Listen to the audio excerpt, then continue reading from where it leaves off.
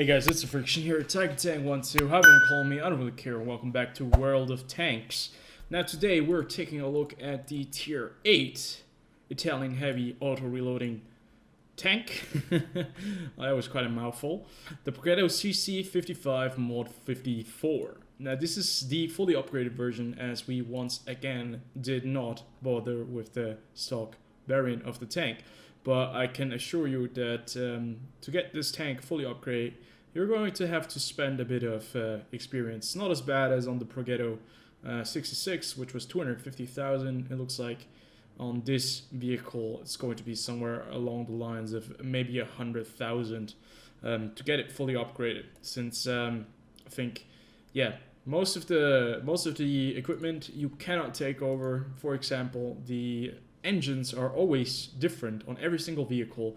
These engines are all different, so you cannot actually go on from one of the tanks to the other with the stock or the top engine to at least get the second best engine on the vehicle. Just doesn't work. But still, you gotta spend quite a bit of experience and credits to get this tank fully upgraded. But once you get it fully upgraded, it's gonna look like this. And as you can see right here, it's quite an interesting tank. Once again, it has the length, doesn't have the height. Once again, profile is rather low, and it's going to be a quite good ridgeline warrior. Now, before we go into all of the characteristics and all the things we have talked about in the previous two videos about the Progetto C50 Mod 66 and the Rinoceronte, we're going to be talking about the setup that I've running up right here. At the moment, you can see this tank with the fully upgraded gun has two types of armor-piercing shells. One's the APCR, which is the premium variant, and you have the AP shells. The APCR shells have a velocity of 1,386. That's pretty good for a Tier 8 heavy tank, definitely. It's pretty damn good. Same level as a Tier 9 medium tank or Tier 10 medium tank like the Leopard 1. But quite interesting, definitely, that this tank does not get heat. Does not get heat as the Tier 9 actually does get heat for the special shells or the gold shells. And yeah, the AP shells have a standard velocity of about 1,147, and yeah, that's quite interesting and important. Once again, you're going to have really good high explosive pen with a 105 millimeters right there, and again, we're running the same equipment as we have been running previously. So yeah, this tank, it looks quite neat. I don't think it looks like a heavy tank. The gun, once again, is massive though. Other than that, its hull, it could be a larger medium tank. The turret looks super interesting since it is like it's like a V shape, but like I'm not sure if you're below it. I think you'll be able to actually pen it with the right angle. I think you'll be able to go right through. If you're above it, you might be able to go right through. But I think once again we're gonna have really strong turret armor on this thing. You do have a cupola on top this time around that you can hit. It's not very large, but there are possibilities for you to get a shot in. There's also the viewport in the way. I'm not sure if the viewport is going to block the major amount of damage that you can put into the cupola. Because usually the viewport, if you destroy the viewport, you just do not gain or get any damage. You usually just lose your viewport and you're no longer able to spot. But let's jump right into the firepower and the characteristics of this vehicle, and yeah, afterwards we're going to take it out for a spin. It's the same thing as previously, boys. We're going to take it out for a spin. We're going to give you guys a final kind of verdict at the end of it, and we're going to see how well it's going to be fitting into the World of Tanks tech tree or World of Tanks universe once it's going to be released. Now, as always, all of these changes are subject to change. They might not be made, they might not come into the game with the same characteristics. This is the very first iteration of the test server. We're going to see if they're going to be changing things very drastically around here, and then we can see how much the tank will be different from when it was first introduced in the test server.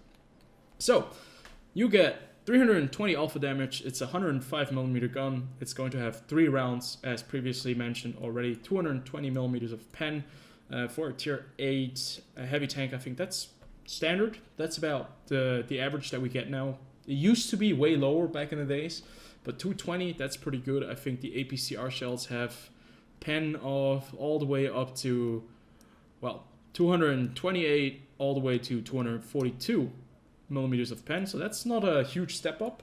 It's only about 20 millimeters more pen if you think about it. So loading APCR is not even that much worth it, to be fair. You have 14.6, 12.8 or 11.9 seconds reload time for each one of the shells. The very first one is going to be loading the longest with 14.6 seconds. The massive or the entire reload is about 39.27 seconds, which is about the same as the tier 9 counterpart, which is quite interesting. Also, the intraclip reload of 3.5 seconds per shot is also the same as on the tier 9. The gun traverse is actually a bit better, 32.85 degrees per second, so you can turn your turret in, yeah, I'd say pretty decent manner for a heavy tank. 9 degrees of gun depression, that is pretty epic at tier 8. 20 degrees of gun elevation is pretty cool. I think the other versions, the tier 9 and tier 10, were pretty much lacking gun elevation. Nope, they had the same, at least the tier 9. The tier 10 did not have the same gun elevation. Aim time 2.08 seconds, so your aim time is rather good. Your accuracy is not. 0.35 accuracy at his dispersion at 100 meters means that, yeah, you're gonna have a rough time trying to snipe with this tank. Although the gun is really long. I thought if you have a gun of this length, you're gonna be a great sniper, but doesn't seem to be the case. The DPM is also rather low, 1,617. It's kind of the level you expect for a tier 8. I think tier 8 usually they are a bit higher. Let's look at the Bisonte. The Bisonte has a 1,920 DPM. Obviously, it's a premium tank, so we're not even going to touch that. The Bisonte has 360 alpha damage instead of the 320 that we have right here. But still, quite nice to see that the gun is kind of balanced. At least it seems to be balanced in a sense.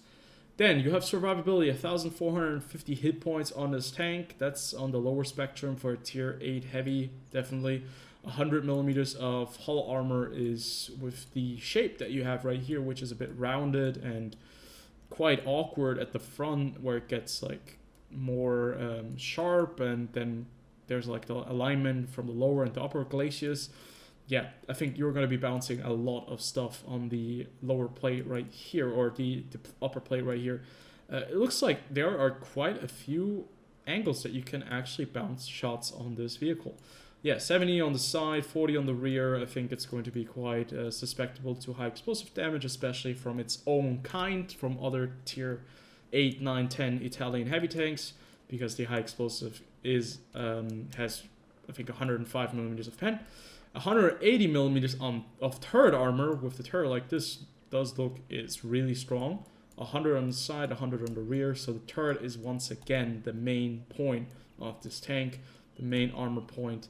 And I think the frontal plate, they look crazy. They look really, really strong with the amount of pen or amount of armor you have up there.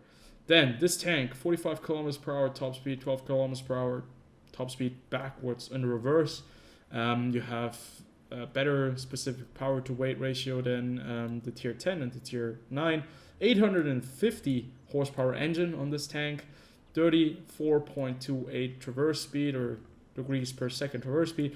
Doesn't look too bad. This tank is mobile enough for a tier 8 heavy. I'd say that at least. And then concealment and spotting. Now this tank certainly doesn't have the best spotting if we take a look at the turret. I think it's about 370. 370 meters view range, so maybe you want to pick coated optics on this one and train your crew for that, because you do not want to be blind when you're playing this tank. That basically covers the fully upgraded version of the Progetto CC 55 mod 54.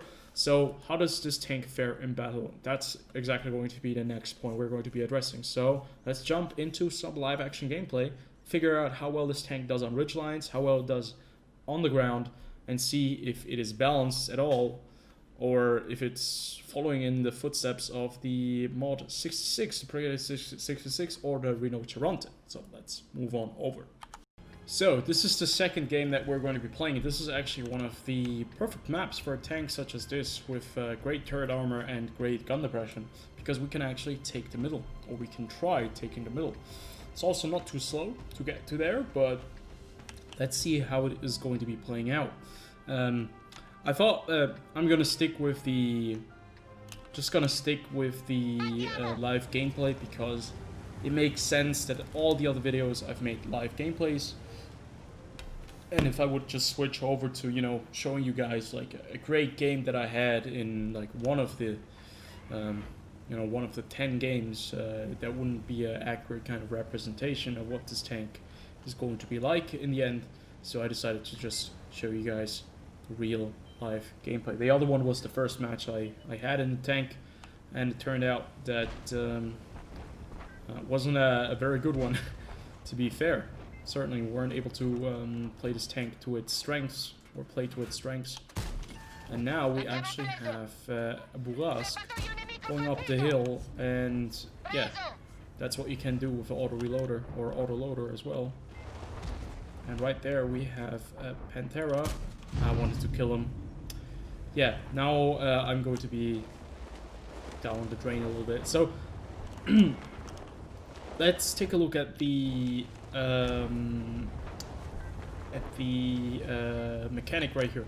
You can see each one of these triangles actually indicates a percentage, I think, of reduction in reload time. So if I fire right now, I think I would have a 50% reduction for the next shell. Nice little Italian medium tank coming in, say hello to us, and he dies.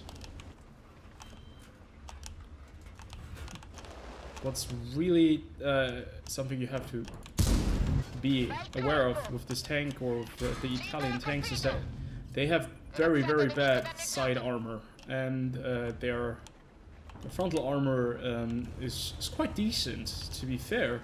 I've noticed that I do tend to bounce them more often than not when I'm firing at them. Probably just firing bad shots, but if they are hull down, you're gonna have a bit of a bad day. Certainly, okay. We're not ready to get engaged by several Progetto 54s, but you can see the 1,450 hit points against those Progettos. You're not going to be lasting long if you're going up against another Progetto, especially if you're going up against a tier 9 or, God forbid, a tier 10 counterpart. You're going to have a bad day. You can see they're trying to push the middle very, very aggressively here. There's no artillery, which is nice. Nobody's playing artillery in the test server, which obviously makes sense, because, like, why would you play artillery? But we're going to switch this flank now, because we do have 9 degrees of gun depression, and what we also have is a Death Wish. So, let's see if... Oh, look at that. Do you see that pixel? Ah, okay. So you got to be careful with your side turret as well. If you're in an engagement like this, right, where there are several tanks, and you turn your turret, that's exactly the one way how a lot of Kranwagen players and Swedish heavy tanks player kind of die, because they show their side turret and it's very flat, and it's no exception right here. It's a very flat turret. Ah, no, I should have fired a second earlier. Now we're getting some very uncomfortable guests to our right, which is a Progetto and a T95.